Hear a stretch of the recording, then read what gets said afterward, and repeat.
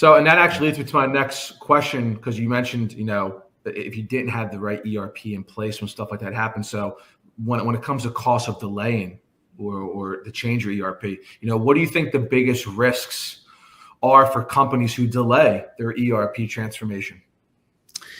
I think this is like a softball for you guys. You're welcome.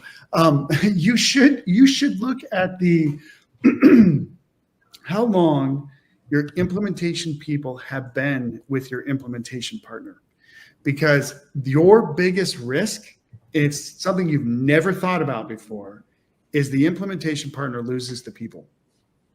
Like, I'm just being honest with you guys right now. And I mean that, especially in some of the other software ecosystems that we work with, where somebody can go to another company and can make a ton more money in the short term.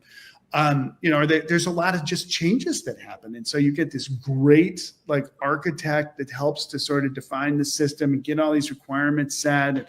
And you start building it out and everything's good. And wham, the guy leaves, right? Or, something else happens. Or the gal, she just, moves to a different part of the company or whatever. So your biggest risk is actually, it's keeping your team, not just the implementation partner, but your team intact long enough to get through that phase one, right? Now, once you're through that, you can change some things out. You can bring in maybe some account sort of support people or customer support people that can do some of those other enhancements once you get through the big lift. But that's probably the biggest one that I see, is just, people are changing. And a lot of our clients have just, crazy stuff that's going on, or people are changing their jobs, or let me see, the most recent one we had was a client. What happened there? Well, he's trying to retire, right? And so he wants to put in a new system because he helped build the old one 15 years ago, right? And the project gets pushed a little bit. And then his wife's like, okay, it's me or the system, honey. What are you going to do? He said the system for a while, thankfully. But now he's off and everything's fine. It's all good.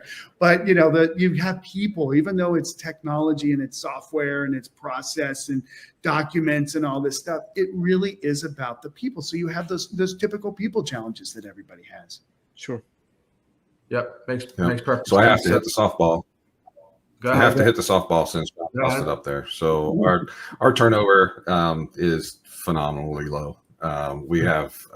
We've only had 2 people that I can even recall leave for other jobs type thing since I took over, at least. For sure, it's been only 2, and so our turnover is great. We here at Solutions X, it's people first, their family second, and the customer third is how we look at it. And I think that resonates through our culture, and people like to stay here and work here. So, and I couldn't agree more, Shawn. It's consistency through the project is fantastic if you can have it, and especially on the customer side, because quite frankly, it might even be harder.